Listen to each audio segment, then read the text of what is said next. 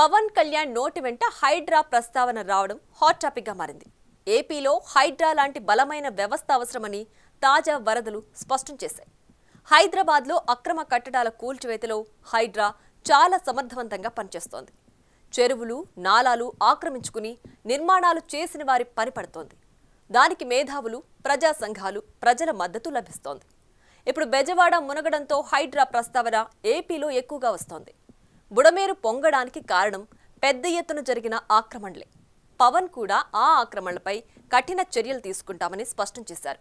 దీంతో ఏపీలో కూడా కూల్చివేతలు స్టార్ట్ అవుతాయనే టాక్ వినిపిస్తోంది.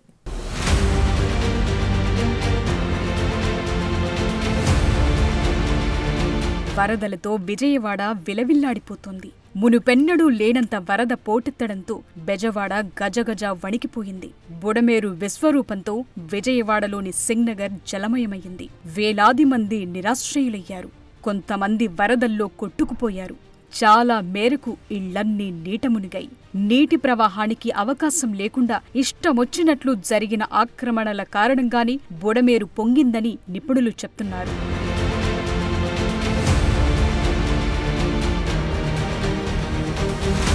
ఇప్పుడు ఆ అక్రమ నిర్మాణాలపై కూటమి ప్రభుత్వం సీరియస్గా ఉంది. హైదరాబాద్లోని హైడ్రా లాంటి వ్యవస్థను ఏపీలో ఏర్పాటు చేసే ఆలోచనలో పడినట్లు కనిపిస్తోంది. ఈ విషయంలో ఉప ముఖ్యమంత్రి పవన్ కళ్యాణ్ తన మనసులో మాటను బయటపెట్టారు. తెలంగాణ సీఎం రేవంత్ రెడ్డి చేస్తోంది కరెక్ట్ అని ఏపీ డిప్యూటీ సీఎం అంటున్నారు. హైదరాబాద్లో చెరువుల మీద నిర్మాణాలు చేపట్టడం చూసి ఆశ్చర్యపోయేవాణ్ణని పేర్కొన్నారు. మనకి హైడ్రా లాంటి వ్యవస్థ ఇప్పుడు ఒకటి prevention is better then cure కదండి. అని ప్రతిసారి ఏం చేస్తాం, మనం వైలేషన్స్ జరిగే వరకు మనందరం వెయిట్ చేసేది. మనందరికీ నేను మాట్లాడినప్పుడు కూడా బ్లైండ్గా వైసీపీ చేసేసిందో లేదా వీళ్ళు చేసి మేమే మాట్లాడాల. అట్లీస్ట్ మీరు వచ్చి కరెక్ట్ చేయాలి కదా. మేమనేది గత 20-30 సంవత్సరాలుగా మీరు చాలా సక్సెస్ఫుల్ ప్రభుత్వాలు. ఇప్పుడు నేను ఎవరో ఒక ఎక్స్ వచ్చి ఒక వైలేట్ చేస్తాడు, ఇంకొక వై వచ్చి ఇంకో వైలేట్ చేసుకుంటే ఇట్లాగా ఒక 10,000 మంది వచ్చి ఒక వైలేషన్ జరిగితే బుడమేరు పరివాహక ప్రాంతం అంతా ఇళ్ళు కట్టేశారు.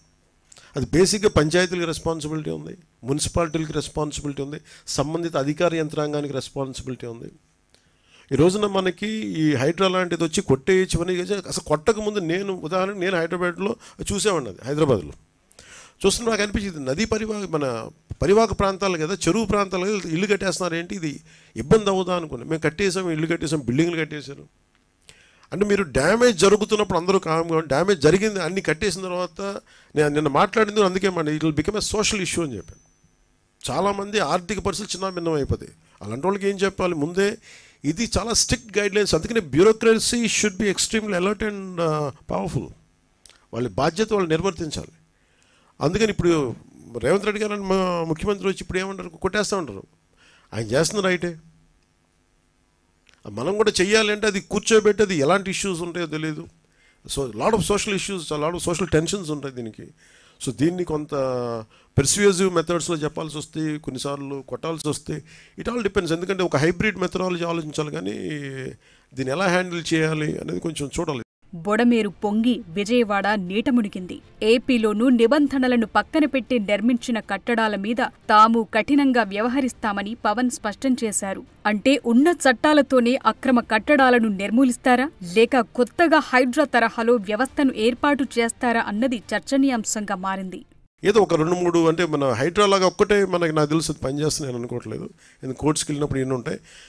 బట్ ఏ సంథింగ్ ఒక హైడ్రా అనేది ఖచ్చితంగా అలాంటి యాక్షన్ ఖచ్చితంగా ఉండాలి. అది ఒకటి ఖచ్చితంగా ఉండాలి. చాలామంది మనకి చూస్తే చెరువులు ఆక్యుపై చేశారు, చాలామంది నాయకులు ఆక్యుపై చేశారు. అవి ఎలా కొట్టాలి, వాళ్ళకి కూర్చోబెడితే ఎవ్రీవన్ ఈజ్ పవర్ఫుల్ ఆ ఏరియాల్లో.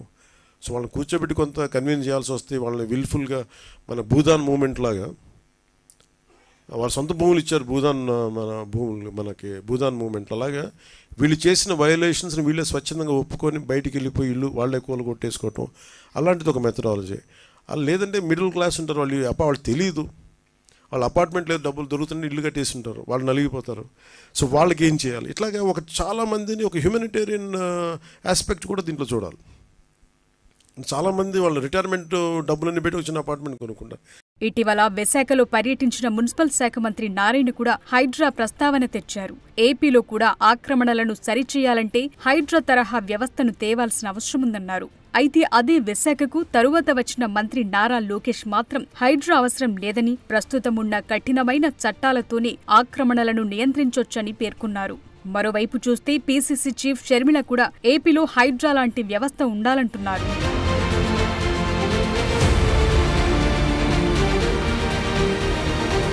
హైడ్రా లాంటి బలమైన వ్యవస్థ ద్వారానే ఆక్రమణల నిర్మూలన, నిరోధం సాధ్యమని నిపుణులంటున్నారు. మున్సిపల్ చట్టాలు ఉన్నా కూడా వాటిలోని లొసుగులను ఆధారంగా చేసుకుని పరిస్థితిని ఇంతదాకా తెచ్చారని, ఒక సమర్థవంతమైన అధికారికి హైడ్రా లాంటి వ్యవస్థ బాధ్యతలు అప్పగిస్తేనే బుడమేరు లాంటి వాగుల పరిరక్షణ సాధ్యమన్న అభిప్రాయం వ్యక్తమవుతోంది. మరి ఈ విషయంలో కూటమి ప్రభుత్వం యాక్షన్ ప్లాన్ ఎలా ఉంటుందో చూడాలి.